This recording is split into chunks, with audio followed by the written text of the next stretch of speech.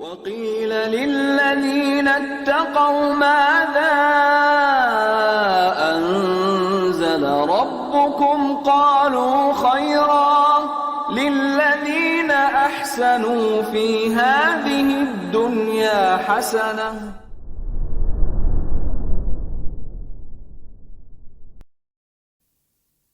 Berikutnya, ya untuk judul berikutnya dikatakan oleh Ibnu Qudamah rahimahullah, wa man adraka raka'atan. Nah, ini tema yang laki-laki banget dan penting sekali. Ya, bukan laki-laki, sebenarnya semua muslim baik laki-laki atau perempuan. Wa man adraka raka'atan minas salati qabla khurujil waqt fa huwa mudrikun laha.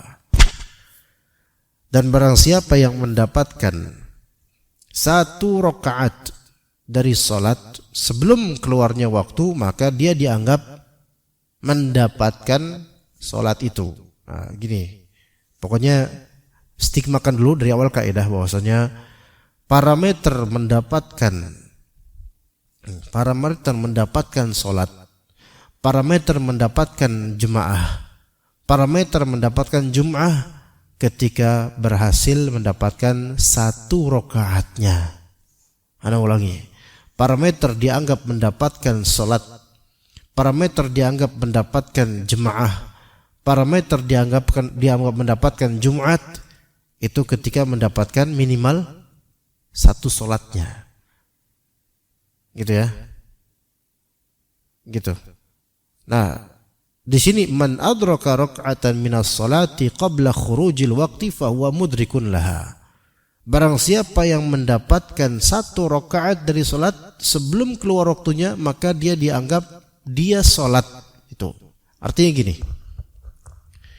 Coba sekarang subuh, kan akhir waktu subuh itu adalah tulu'us syams, yaitu terbitnya matahari. Sunrise di Bekasi ini jam 5:55. Jam 5:55. Misal antum terbangun jam 5:50. Langsung kemudian ke kamar mandi, pipis, wudu. Langsung pakai baju, itu membutuhkan waktu 3 menit. 3 menit misal. Maka ada waktu 2 menit untuk langsung sholat subuh. Maka ketika Allahu Akbar, ya, Allahu Akbar, kemudian sholat. Apakah dalam 2 menit itu antum bisa mendapatkan satu rakaat atau tidak? Gitu loh. Paham di sini? Kalau antum bisa mendapatkan satu rakaat dengan 2 menit itu, dan itu mepet sekali, maka antum dianggap sholat subuh pada waktunya, walaupun rakaat kedua sudah lewat waktu subuh. Bisa dipahami nggak di sini? Rakaat pertama ini jam 5:53 sampai jam 5:55, ini rakaat pertama. Rakaat kedua jam 5:55 sampai jam 5:57. Satu rakaat di waktu subuh, satu rakaat di luar waktu subuh. Apakah ini bisa kita katakan disebut antum sholat subuh pada waktunya? Maka masih pada waktunya, walaupun ada gerbong berikutnya yang di luar waktunya. Antum kecapean waktu zuhur, kemudian asar lewat, asar ya nggak bangun-bangun, baru bangun, misal waktu asar kan 3:15 masih tidur antum. Kemudian maghrib jam 5:47. Antum baru kebangun jam 5:40, 7 menit lagi selesai waktu asar. Subhanallah, kaget antum. Kemudian antum pipis. Kemudian wudu. Kemudian pakai pakaian, itu mungkin butuh waktu 4 menit misalnya. Butuh waktu 4 menit atau 3 menit. Jam 5:44, ini kan berarti ada durasi 3 menit untuk sholat. Wah, 3 menit ini bisa satu rakaat nih. Maka Allahu Akbar. Niatan sholat asar pada waktunya. Allahu Akbar. Baca. Ya jangan lama-lama baca suratnya, ya kan? Udah tahu nih mepet. Baca Al-Kahfi, ya subhanallah antum. Maka baca, bahkan dia nggak wajib juga baca surat. Dia baca Al-Fatihah langsung ruku nggak apa-apa, nggak masalah.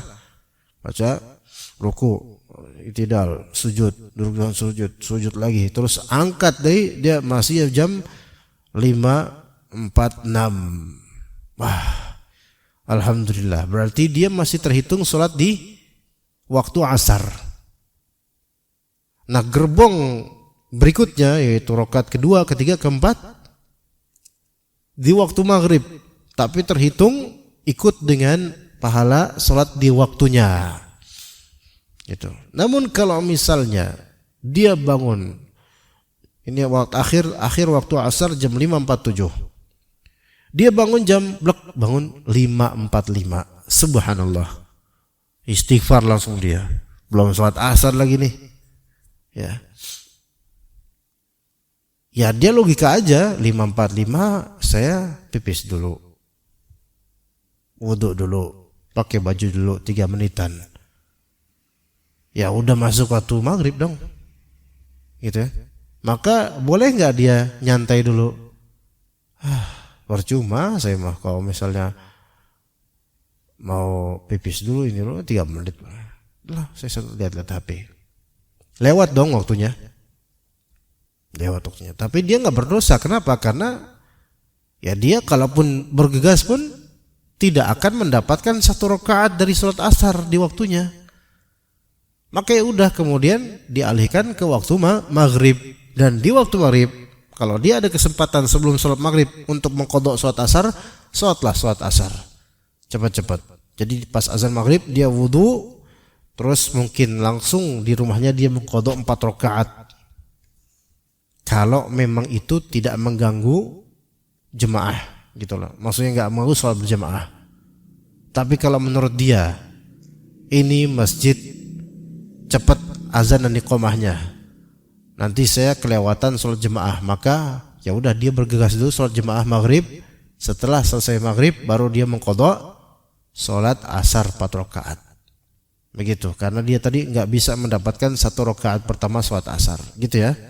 Jadi kaidahnya, siapa yang mendapatkan 1 rakaat dari sholat sebelum keluar waktunya, maka dia dianggap mendapatkan sholat itu. Kata Nabi SAW, dan ini menjadi parameter yang sahih, man adraka raka'atan minas sholati faqad adraka sholah. Barang siapa yang mendapatkan 1 rakaat dari sholat, maka dia telah mendapatkan sholat itu sendiri.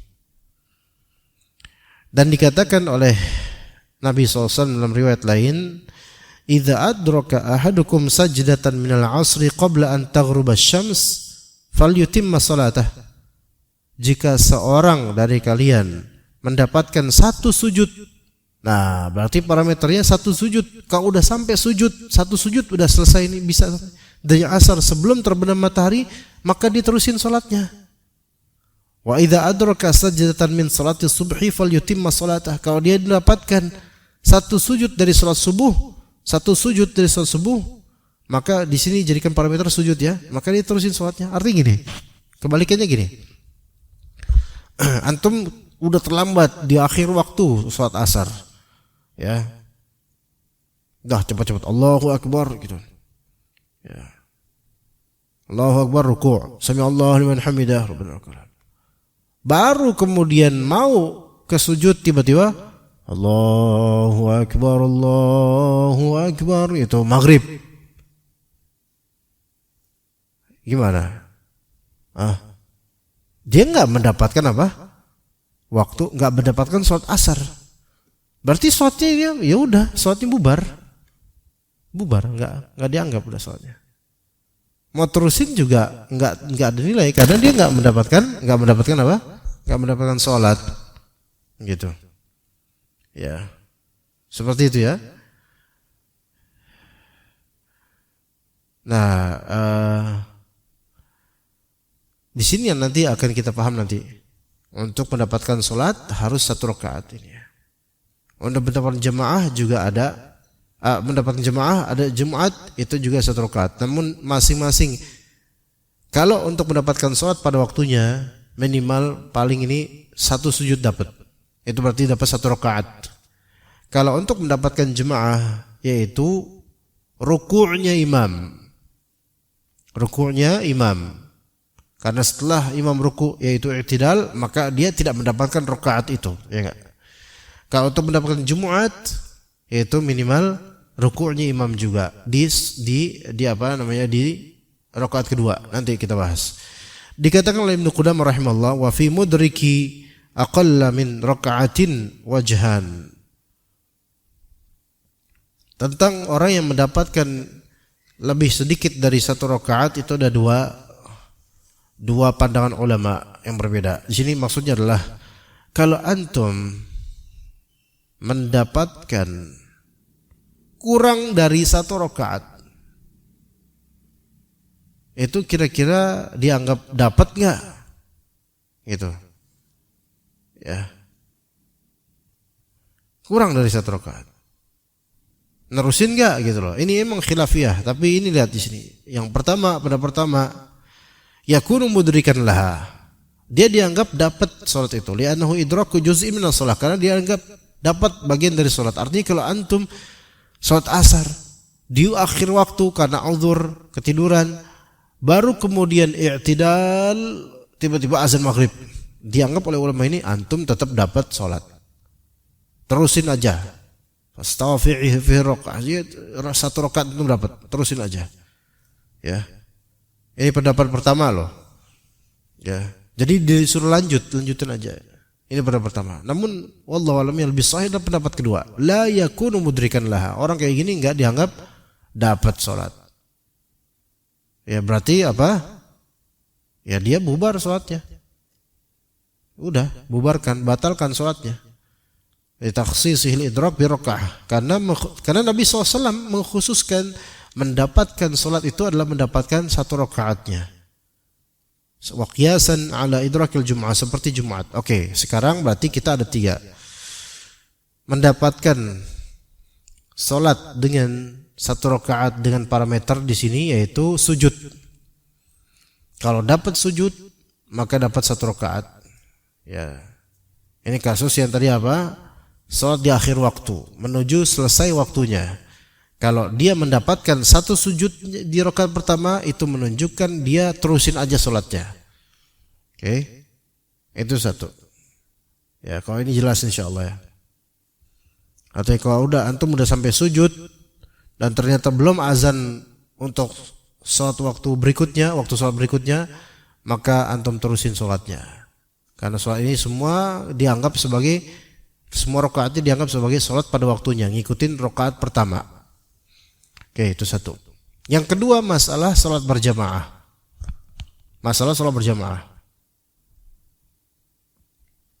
Parameter mendapatkan satu rakaat untuk salat berjamaah adalah imam belum i'tidal, imam masih ruku'. Maka ketika imam masih ruku' dan antum masuk di saat imam ruku', maka antum mendapatkan satu rakaat itu. Kalau ditanya, tapi kan di rakaat itu ana tidak membaca Al-Fatihah. Ya, ana enggak baca Al-Fatihah, kata Nabi tidak sah salat kalau enggak baca Al-Fatihah.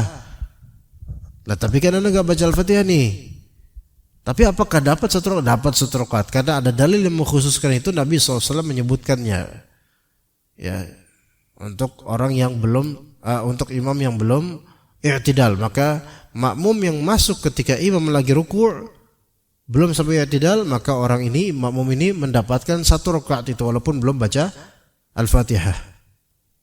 Ini sampai di kalangan awam juga ada yang berpandangan tuh bahwasanya kalau mendapatkan imam lagi ruku', kita masuk pas lagi ruku', itu tetap apa? Ganti itu rakaat, karena enggak dapat rakaat karena dianggap tidak baca Al-Fatihah. Enggak, walaupun enggak baca Al-Fatihah. Lah kalau antum gini aja kiasannya. Imam Ustaz Fawaz misalnya udah jadi imam. Antum masuk kayak tadi subuh baca surat Al-Mulk, ya kan? Rakaat pertama dan kedua. Taib. Al-Fatihah udah selesai baca. Ya, kemudian baca Al-Mulk, baru masuk, makmum ada yang masuk dan masuknya qabail sebelum ruku'. Sebelum ruku' udah masuk, baru Allahu Akbar gitu. Tiba-tiba imamnya apa? Udah selesai baca surat, langsung ruku'. Lah otomatis kan dia harus ruku' juga dong. Apakah dia tadi baca Al-Fatihah? Enggak. Gitu. Ya, begitu juga pas ruku', sama-sama ruku', dia masuk pas ruku', belum baca Al-Fatihah, enggak boleh baca Al-Fatihah dia ruku'. Ya, kemudian sami Allahu liman hamidah, sami Allahu liman hamidah, Rabbana lakal hamd. Dapat enggak satu rakaatnya makmum? Dapat, walaupun ganjaran pahalanya tidak sama dengan orang yang dapat dari awal. Ya, begitu. Nah, berangkat dari ini, maka ketika antum mendapatkan imam dan para makmum salat di rakaat terakhir dari salat berjamaah, salat di rakaat terakhir dari salat berjamaah, dan antum baru datang masbuknya masbuk parah, ya, rakaat terakhir, maka apakah boleh antum tidak ikutan dengan imam dan makmumnya, atau gimana? Nah, itu pembahasan. Ya, ini pembahasan yang jarang dibahas, padahal sering terjadi. Maka gini, Anda mulai kasusnya gimana? Antum masuk masjid di saat imam dan makmum sudah rakaat keempat. Anggaplah tahu dari mana rakaat keempat. Nggak mungkin dong imam ngasih tahu. Tahu dari mana? Dari tasyahud akhir dengan duduk tawarruk. Enggak? Dengan duduk kayak gini nih. Dan makmum pada duduk kayak gini. Wah, rakaat terakhir nih. Gitu kan? Gimana kita? Boleh nggak kita tidak ikutan jemaah dan bikin jemaah baru habis itu?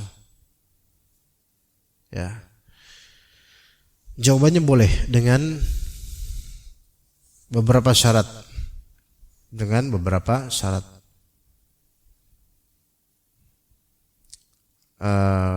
Dengan beberapa syarat. Ya. Syarat pertama, jadi dia nggak ikutan dengan jemaah itu ya. Dia pengen ini aja lah, ini apa namanya, bikin jemaah baru. Syarat pertama, dia tidak mengajak jemaah lain untuk ikut dirinya. Ya, tidak mengajak jemaah lain untuk ikut dirinya. Maksudnya gimana? Ya, antum masuk muhsinin, salat zuhur, ya, masuk muhsinin. Wah, udah pada duduk tawarruk. Ini udah tasyahud akhir. Berarti saya kan nggak dapat rakaat gitu loh. Karena kan dalam berjamaah itu kan imam, kita dapat rakaat ketika imam apa? Masih ruku' gitu loh. Nah, ini udah saya nggak dapat. Maka antum diam di situ belakang. Jadi syarat pertama, tidak mengajak orang lain untuk jangan ikut jemaah. Paham nggak? Antum diam di situ, terus kan ada masuk beberapa ikhwan lain misalnya. Sini mana? Ini padahal lagi pada jemaah nih. Antum malah ngobarin apa? Provokasin, jangan ikut Ustaz Fawaz. Mana aja gitu. Ya. Jangan Ustaz Fawaz soalnya belum lulus LIPIA kok. Ana udah lulus LIPIA misalnya. Ya. Ini nggak boleh seperti itu. Biarkan orang tuh pakai pilihan mereka. Ada yang memang menganggap udah saya masuk jemaah aja gitu. Itu silahkan, nggak boleh dilarang, nggak boleh diprovokasi untuk jangan berjamaah, nggak. Ya, itu satu. Kedua,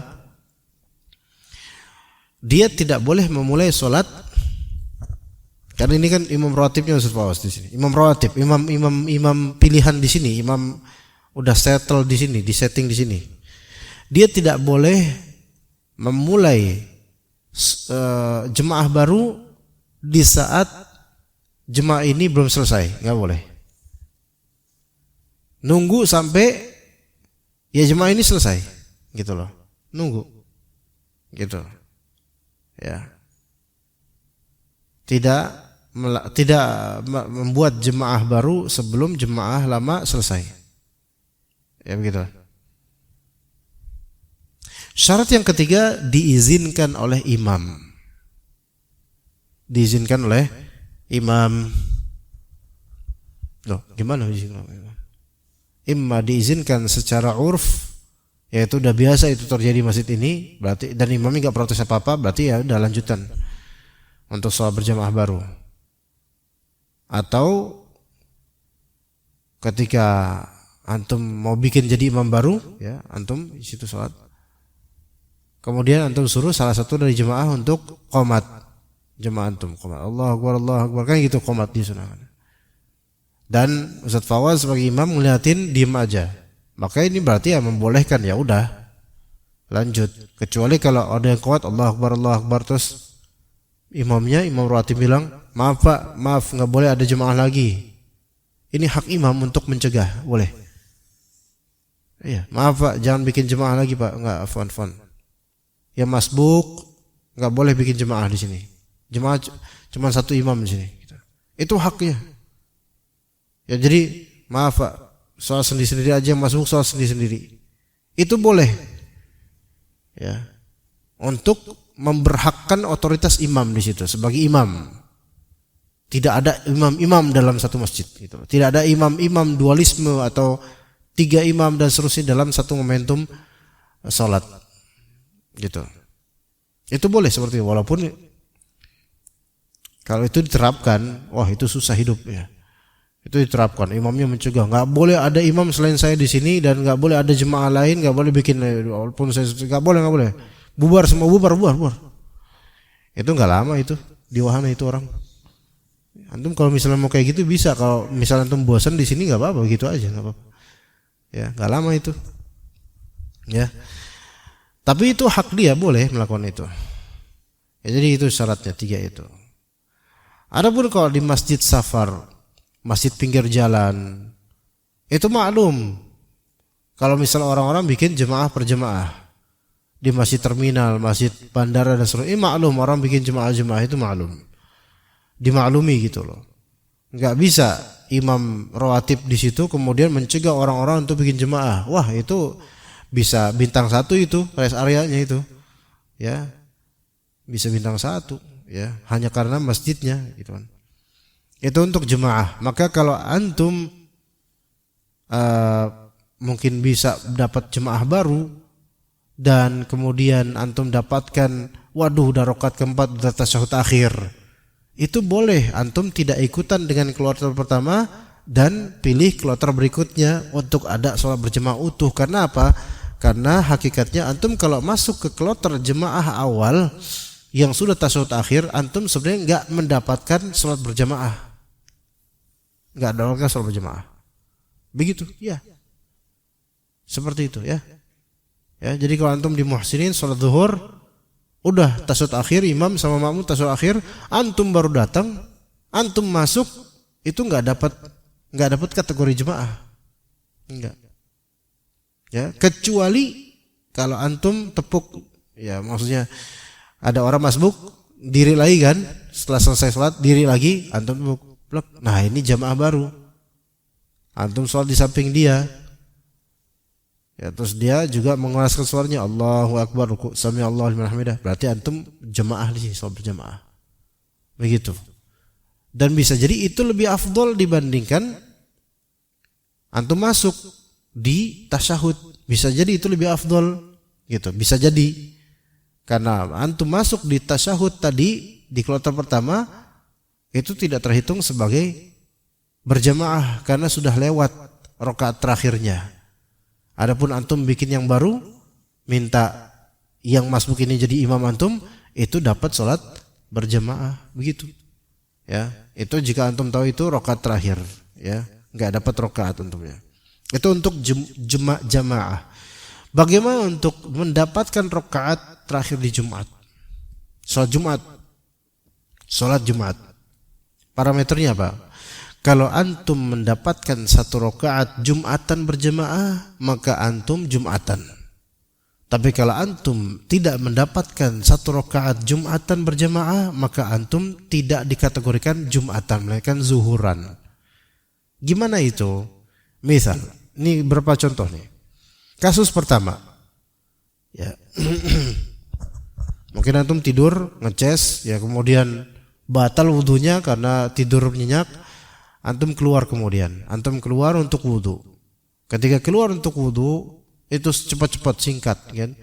Antum dapatin masuk lagi ke masjid dan mendapatkan imam masih di rakaat pertama atau di ruku' rakaat pertama, antum langsung masuk, maka antum dapat salat berjamaah Jumatan dan full. Antum nggak perlu nambah lagi, cukup 2 itu aja karena antum nggak dianggap masbuk. Ya, jadi imam tasyahud kemudian salam, antum salam karena full total. Taib. Kasus kedua, ternyata wudunya agak lama antum. Antum mendapatkan imam di rakaat kedua. Baca Al-Fatihah rakaat kedua. Berarti antum ngutang berapa rakaat? 1 rakaat. 1 rakaat. Taib. Kasus ketiga.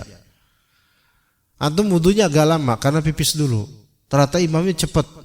Karena tahu antum keluar, maka imamnya cepat-cepat untuk supaya cepat selesai sholat Jumat.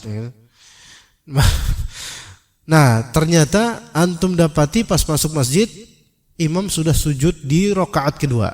Imam sudah sujud di rakaat kedua. Antum dapat jemaah enggak kayak gini nih?